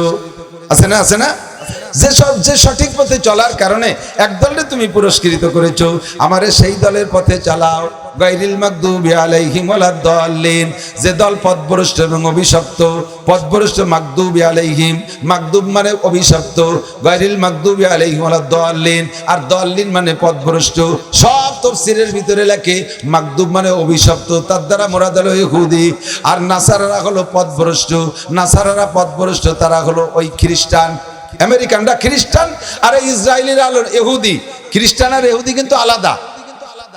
সারা দুনিয়ায় সবচেয়ে বেশি খ্রিস্টান, পশ্চিমেরা সব খ্রিস্টান। পশ্চিমে বলতে মক্কা মদিনা না, ওর ওই পাশে, এ তো মধ্যপ্রাচ্য। সারা দুনিয়ার মাঝখানে হলো আরব আমিরাত, মাঝখানে যে 57টা রাষ্ট্র আছে, ওর ওই বাসালারা পশ্চিমে, আর আমরা এই বাসারা হলো পূব পাড়ার লোক। তো এই পশ্চিমেরা সব খ্রিস্টান, সারা দুনিয়ায় মাত্র 1.5 কোটি ইহুদি। আর এই জাত এত নিকৃষ্ট, হযরত মুসা নবী আলাইহিস সালাতু ওয়াস সালামের সাথে থাইকা বারবার মুসা আলাইহিস সালামের সাথে বিয়াদবি করছে, আল্লাহ পাকের সাথে বিয়াদবি করছে। সেই বিয়াদবি করতে করতে মান্না সালবা মীর সাদ্দার তিহে গম, এমনকি দেখেন ময়দানে তিঘের ভিতরে আল্লাহ তাআলা মুসা আলাইহিস সালামের 40 বছর জান্নাতি খানা খাওয়াইছে। জান্নাতি খানা খাইলে আর তো কোনো ইনকাম কামাই রোজগারের চিন্তা নেই, আর কোনো জয়জামেল আছে? এই 40 বছর খাতি খাতি কয় লান নাসবিরা আলা তামিন ওয়াহিদিন ফাদুলানা রব্বাকা ইউখরিজালানা মিম্মা তুমিতুল আরদু মিন বাকলিহা ওয়া কিসাই ওয়া ফুমিয়া ওয়া আদাসিয়া ওয়া সালিহা। এই ডেলি একটা খাইয়ে গালে ভালো লাগতেছে না, আর আল্লাহরে কও ওগুলো হবে না, আমরা মাটিতে নিজেরা শুষে মুষে চাষবাস করে কিছু ফলাই খাবো, ডাল কুশে নাচ তরকারি বেগুন টেগুন এইগুলো আমরা ফলাই খাবো। জান্নাতি খানা খাতি তাদের ভালো লাগে রে, দুনিয়ায় ডাল ডুল ফলাই খাবে তারা। এত বড় বদমাইশ জাত, সেই জাতি মাঝখানে হিটলার আইসে 60 কোটি মেরে ফেলেছে। 60 লাখ মারছিল হিটলার। সেই সময় মুসলমানরা আবার হিটলারের একটু ধিক্কা দেয়, তুমি ওদিকে মারতে যে এইভাবে মারে নাকি? তো হিটলার কাছে মারিয়ে চাইছে যে কটা থুয়ে গেলাম তোকে বাড়ির মধ্যে থুয়ে গেলাম, বুঝবি খেলা কারে কয়। এ জাত যে কি জাতির যায় আমি মারছি কেন এটা তোরা বুঝবি, এই কটা থাকলো পরে বুঝবি। দেখেন সত্যি বোঝা যাচ্ছে কি যাচ্ছে না? ওর মধ্যে থাইকে সারা দুনিয়াটাকে জ্বালাই খাচ্ছে ইহুদির জাত। এরা হলো মাগদুবি আলাইহিম। আর ওই নাসারারা আমেরিকানরা উড়ালো দলিন পথভ্রষ্ট, ওরা পথভ্রষ্ট, এর একটাও সঠিক পথের না, একটাও সঠিক পথের না। আর বাকি আমাদের আশপাশে দাদাবাবু যারা আছে এনরা হলেন মুশরিক, এনরা মুশরিক, আল্লাহর সাথে শিরিক করে। এ খাবার দেয়, ও আমার টাকা দেয়, ও পয়সা দেয়, ওরে পুজোল্লি বিদ্যা আসে, ওরে পুজোল্লি বারা সুখ শান্তি আসে, ইত্যাদি ইত্যাদি যারা করতেছে এনরা হলেন মুশরিক। সব মিলাইয়া আল কুফরু মিল্লাতুন ওয়াহিদা। সারা দুনিয়ার যত জাতি আছে এখন টোটাল মানুষ দুই ভাগে বিভক্ত হয়েছে, মোমেন আর কাফের। মোমেন আর কাফের। ইহুদি বলে যে আলাদা একটা ধর্ম, তারা আল্লাহরে বিশ্বাস করে ইবাদত বন্দেগী করে আল্লাহকে সন্তুষ্ট করে, এরকম কেউ না। সব মিলে একদল হয়ে গেছে কাফের। আল কুফরু মিল্লাতুন ওয়াহিদা। মুসলমানকে ধ্বংস করতেছে ফিলিস্তিনে যাইয়া। আমরা এখান থেকে কিছু করতে পারি না, আমরা একটু দোয়া করতে পারবো না? ইনশাআল্লাহ আমরা একটু দোয়া করতে পারবো না? এখন আমাদের দিনকে বাঁচায় রাখার জন্য, আমাদের ধর্মকে টিকে রাখার জন্য আমাদের নিজেদেরই চেষ্টা করতে হবে, নিজেদেরই চেষ্টা করতে হবে। সরকার আমাদের টাকা দেয় না, বাংলাদেশ সরকার আমাদের কওমি মাদ্রাসায় টাকা দেয় না, বিশ্বের কেউ দেবে না। আমাদের ধর্ম আমাদের রাখতে হবে। যতদিন পর্যন্ত দুনিয়ায় দিন থাকবে, আল্লাহর দিন থাকবে, লা তাকুমুস সাআ হাত্তা ইউকালা ফিল আরদি আল্লাহ আল্লাহ। নবী পাক বলেন যতদিন জমিনের ভিতরে একজন মানুষ আল্লাহ বলনেওয়ালা থাকবে, একজন মানুষ আল্লাহ বলনেওয়ালা থাকবে, অতদিন পর্যন্ত জমিনে কিয়ামত হবে না। লা তাকুমুস সাআতু হাত্তা ইউকালা ফিল আরদি আল্লাহ আল্লাহ। আল্লাহ আল্লাহ বলনেওয়ালা যতদিন থাকবে অতদিন এ দুনিয়া ধ্বংস হবে না। এবার আল্লাহ বলনেওয়ালা থাকবে কতদিন? যতদিন আল্লাহ বলানেওয়ালা থাকবে। কথা বলেন, যতদিন আল্লাহ বলানেওয়ালা থাকবে। আল্লাহ বলানেওয়ালা কোন জায়গা? কেজি স্কুলি? কথা কয় না? প্রাইমারিতে আল্লাহ বলার প্রশিক্ষণ আছে। আমরা ছোটবেলায় প্রাইমারিতে ধর্ম বইতে যত যা পড়ছি, আমি আমানার রসুল, আয়াতুল কুরসি, সূরা আত-তিন পর্যন্ত, আত্তায়াতুদ দোয়া কুনুত সব আমি 4-5 2 ক্লাসের বই থেকে আমি মুখস্থ করছি। সে সময় আমাদেরকে আরবি অক্ষর শিক্ষা দেওয়া হতো। ওর ভিতরে প্রশ্ন আসতো, আরবিতে আরবি হরফ কয়টি, এটা তুমি লেখো। এরপরে নুক্তাওয়ালা হরফ কয়টা, বেনুক্তাওয়ালা হরফ কয়টা, এগুলো প্রশ্ন আসতো। মনে আছে নাকি মুরব্বীরা যারা স্কুল পড়ছেন? আমরা প্রাইমারি থেকে ধর্ম শিখছি। এখন কোনো জায়গা ধর্ম নাই, আর সব চলে গেছে অধর্মের ভিতরে। আল্লাহ বলানো শিখায় না জেনারেল প্রতিষ্ঠানে, বরঞ্চ আল্লাহ ভুলানো শিখায়।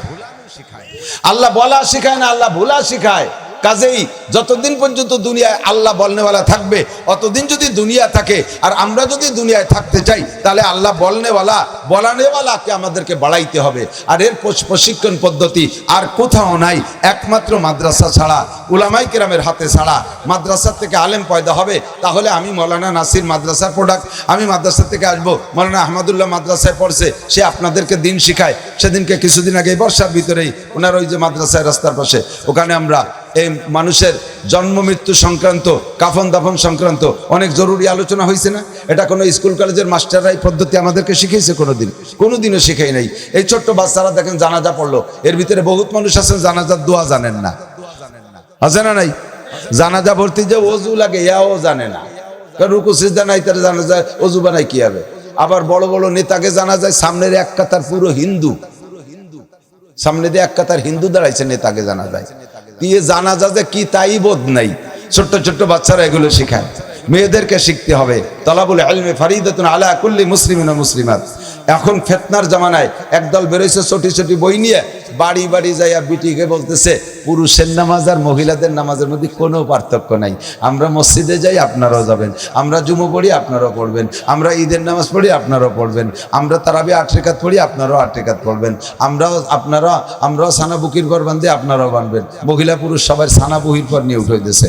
এই যে ফেতনাবাজ একদল চলতেছে, এই মুহূর্তে নারীদের নিজেদের জাতীয় শিক্ষায় শিক্ষিত হতে হবে। কোরআন শরীফ শুদ্ধ করে পড়া শিখতে হবে। নামাজ ভাঙ্গার কারণ 19টা, তার ভিতরে 1 নাম্বার কিরাত অশুদ্ধ পড়া। কিরাত অশুদ্ধ পড়া, আপনাদের যাদের কিরাত অশুদ্ধ আছে, কিরাত শুদ্ধ না, আপনাদের নামাজ এতদিন যা পড়ছেন ও কিচ্ছু খাতায় লেখে নাই, কিন্তু অবডি টডি চলে আইছেন, রয়ে গেছে মসজিদের বারান্দার বাইরে, কিচ্ছু হই নেই। তাহলে তো বাকি জীবনে আর অনুরোধ সম্ভাবনা নাই, সময় নষ্ট হইলে লাভ নাই, আর নামাজ পড়বই না। যা করলেন তাতে অবিটা বেরোনো পড়া আইনে যান, তা পড়ি লাভ কি? এটা কায়দা না? শীতকালে অজু বানাবো, গোসল করবো, নামাজ পড়ো, তা বলে সুরবুলির কারণে হয় না, তাও পড়বো কি তিনি গিয়ে থাই দাঁতে করা বাধায় দিয়ে 9টার দিকে উঠিয়ে কুলি টুলিয়ে নাস্তা খাওয়ানি। তাই তো ব্যবস্থা আছে, এতটুক হইছে, তা আমার বলার কায়দা নাই। অশুদ্ধ কিরাতে নামাজ হইছে কথা আমি বলতে পারবো না। যেখানে মাসালা কিতাবে লেখছে যে নামাজ কিরাত গলত হইলে নামাজ হয় না, বাতিল, সে জায়গায় আমি বললে খালি খালি আপনাদেরকে ওই অতিরিক্ত অফার আমি দিতে পারি। একটা অফার আছে আমার কাছে, সেটা হলো আপনি আজকে পাক্কা প্রতিজ্ঞা করেন, আজকে যে আমি যেহেতু কিরাত অশুদ্ধতে নামাজ হয় না, আমি দুনিয়ার এত কিছু শুদ্ধ করে পড়া শিখলাম, বলা শিখলাম, আমি কোরআন শরীফ শুদ্ধ করে পড়া শিখবই। এই পাক্কা প্রতিজ্ঞা কইরা আপনি এখান থেকে যান যে কাল সকালে আমি নাদিয়া কায়দা কিনে মসজিদের ইমাম সাহেবের সাথে মক্তবে বসবো, অথবা রাত্রে ঈশার নামাজের পরে 10 মিনিট করে আমি মেহনত করব। মরার আগে আমি কোরআন শরীফ শুদ্ধ করে পড়িয়া শুদ্ধ কিরাত দিয়ে আমি নামাজ পড়িয়ে তারপরে আল্লাহকে খুশি করে যাব। এই প্রতিজ্ঞাটা যদি এই জায়গা করেন, আর এখন প্রতিজ্ঞা করে আপনি চলে যাবেন বাড়ি, ফজরের আগে যদি আপনি মারা যান, ফজরের আগে মারা যান, কালকে কায়দা কিনার আগে যদি আপনি মারা যান, তাহলে বিগত জীবনে যত ভুল নামাজ ছিল সব ভুল নামাজ শুদ্ধ হয়ে আমল নামা ভরে যাবে। এই একটা মাত্র পথ আমার কাছে আছে, আর বিকল্প পথ নেই। তবে আপনার চেষ্টাটা হতে কেমন, চেষ্টাটা হতে হবে কেমন, যাই তো কই তো হুজুর একটু পড়ায় দিতে, তা দেয় না, হুজুরই বাদামি, হুজুর গেল আগের মাসে 200 টাকা দিছি, তাতে ভ্যাট ভরে নাই, এই মাসে আবার টাকা চাই বেশি, পড়বো কি? এই গেল ওনার কোরআন শরীফ। তোমার ম্যাট্রিক পাস করতে 5টা প্রাইভেট মাস্টার ঠিক করছো, তার জন্য হাজার হাজার লাখ লাখ টাকা ঠিক খরচ করছো, তা তুমি কোরআন শরীফ পড়তি, আর গ্রাম অঞ্চলে বাচ্চা পুষ্টি চাল দেয়, মুষ্টি চাল দেয়, তাও যদি হুজুরির সাথে ইমাম মহিলার সাথে একটু জ্ঞানজাম থাই তা মুষ্টি চালের মধ্যে খুদ মিশিয়ে দেয়, যা হুজুর সুদারি দেবো, চাইলেও ভালো চাল দেবো না, খুদালা চাল দিয়ে দেবো। হয়ে গেল কোরআন শরীফ পড়ার প্রতিদান। এইভাবে কোরআন শরীফ পড়লে হবে না, আপনাকে চেষ্টা করতে হবে দুনিয়ার সর্বোচ্চ চেষ্টা। আরে এদিক তাকান, এই যে আমাদের খুলনা বিশ্ববিদ্যালয়ের মৌলানা আব্দুল কুদ্দুস সাহেব আসেন না বক্তা, উনি বলতেছিলেন যে হুজুর আমার মাদ্রাসায়, আমার মসজিদে একজন প্রফেসর, আমাদের বিশ্ববিদ্যালয়ের শিক্ষক, উনি কোরআন শরীফ পড়ে, ফাঁক পালি বসলি কোরআন শরীফ পড়ে, আগে পড়তো না, কতদিন হলো পড়ে। তা আমি জিজ্ঞেস করি, স্যার এত কোরআন শরীফ পড়েন, বিরক্ত লাগে না? কয় যে হুজুর আমি তো কোরআন শরীফ পড়া জানতাম না, আপনাদেরকে বয়ান শুনছি যে কোরআন শরীফ শুদ্ধ করে না পড়লে এই বিপদ, নামাজ হয় না। আমি তারপরে প্রফেসর হওয়ার পরে বেশ পরে আমি কোরআন শরীফ শুদ্ধ করে পড়া শিখছি। আবার শোনেন, পড়া পুরো শুদ্ধ। যেদিন থেকে শিখছি সেই দিন থেকে আমি প্রতিনিয়ত কোরআন শরীফ পড়ি। আপাতত আজ পর্যন্ত 30 খতম পড়ছি। যে লোকটা রেগুলার 30 খতম কোরআন শরীফ পড়ে, ওর কিন্তু প্রায় মুখস্থর মতো হয়ে যায়, এরপরে হাফেজদের মতো পড়তে পারে। তো বিরক্ত লাগে না? কয়ে বিরক্ত লাগে, কি বলবো, 1 খতম শেষ করার পরে ফিরে কোরআন শরীফ শুরু করে না তুলি আমার ভালো লাগে না, আর শুরু করা থাকলে আবার পড়তে মনে চায়। তো ওই লোকটা প্রফেসর হয়ে পারলো, তুমি ছাত্র হয়ে কেন পারবা না? বয়স হয়ে গেলে ব্রেন শক্ত হয়ে যায়, পারা যায় না, কষ্ট হয়। আমি 20 জন নিয়ে গেছি তবলিগে, তার 12 জন ছেলে স্কুল কলেজের যুবক, 12 জনের মাত্র 5 দিনই কোরআন শরীফ পড়া শিখে ফেলাইছি। স্কুল কলেজের ছেলে তো ধরছে খুব তাড়াতাড়ি, জের জবর পেশ যজন তাসদিদ, এই 5টা হলো কোরআন শরীফ পড়ার মূল। এই জের জবর পেশ আর যজন তাসদিদ শিখে দিছি, 5 দিনের ভিতরে ওকে কোরআন শরীফ পড়া শেখা হয়ে গেছে। 38 দিন পর্যন্ত 8 পারা সবক পড়ায় বাড়ি আনছি। ব্রেনি ছাত্র, স্কুল কলেজের ছাত্র, ব্রেন চালু, ওরা তো ইংরেজি পড়াশোনা। তুমি এভাবে মেহনত করছো কোনোদিনও করো নাই, কাজেই তুমি আল্লাহর কাছে তো এই অভিনয় করলে হবে না। দুনিয়ার সব পারো, তুমি এ জায়গা কেন পারো না? তা আমরা শিক্ষিত মুসলমান হইয়া, শিক্ষিত নামাজি হইয়া সহি নামাজ, সঠিক নামাজ পড়ার চেষ্টা করবো না ইনশাআল্লাহ? চেষ্টা করা যাবে না?